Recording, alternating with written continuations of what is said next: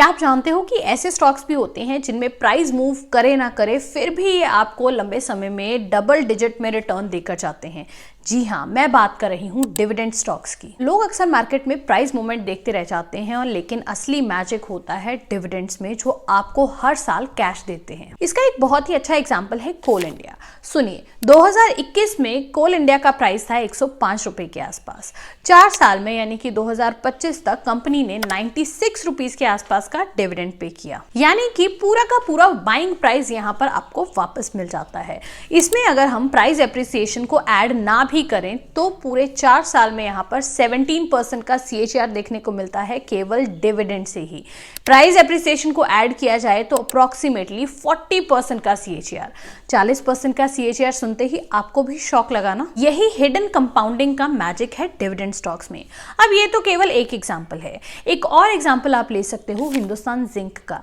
Same time span के लिए 2021 में प्राइस था 240 रुपए, 4 साल में जो डिविडेंड दिया वो 135 रुपए का दिया, यानी कि यहाँ पर सिर्फ और सिर्फ अगर डिविडेंड इनकम को कंसिडर किया जाए तो 11% का CAGR देखने को मिला। और इसी में अगर प्राइस एप्रिसिएशन को ऐड कर दिया जाए तो आपको देखने को मिलेगा 24% के आसपास का CAGR।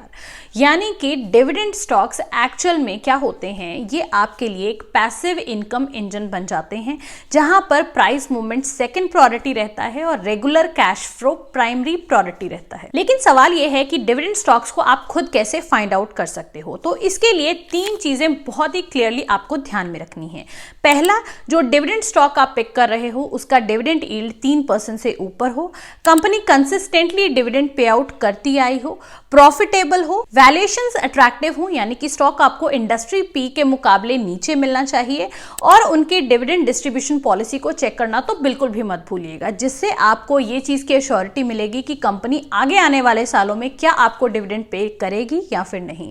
जिसका एक एग्जांपल है PFC लिमिटेड। इनकी अगर आप डिविडेंड डिस्ट्रीब्यूशन पॉलिसी देखोगे तो यहाँ पर क्लियरली मेंशन्ड है कि इनका जो भी प्रॉफिट आफ्टर टैक्स होगा उसका मिनिमम 30% ये डिविडेंड पे आउट करेंगे। Dividend investing slow, steady, predictable और पावरफुल हो सकती है। ये आपके लिए एक पैसिव इनकम इंजन बन सकता है जो आपको लॉन्ग टर्म में डेफिनेटली बेटर रिजल्ट्स दे सकता है। आप डिविडेंड स्टॉक किस तरीके से फाइंड आउट कर सकते हो और इसका क्या एक्चुअल में लॉन्ग टर्म में मैजिक देखने को मिलता है, इसका लिंक आपको रिलेटेड वीडियो में मिल जाएगा, आप जरूर चेकआउट कर सकते हो। वीडियो में दी गई जानकारी अगर आपको इन्फॉर्मेटिव लगी हो तो इस रील को जितना ज्यादा हो सके लाइक और शेयर कर दीजिएगा, और ऐसी जानकारियां आगे मिलती रहें उसके लिए हमें फॉलो जरूर से कर लें।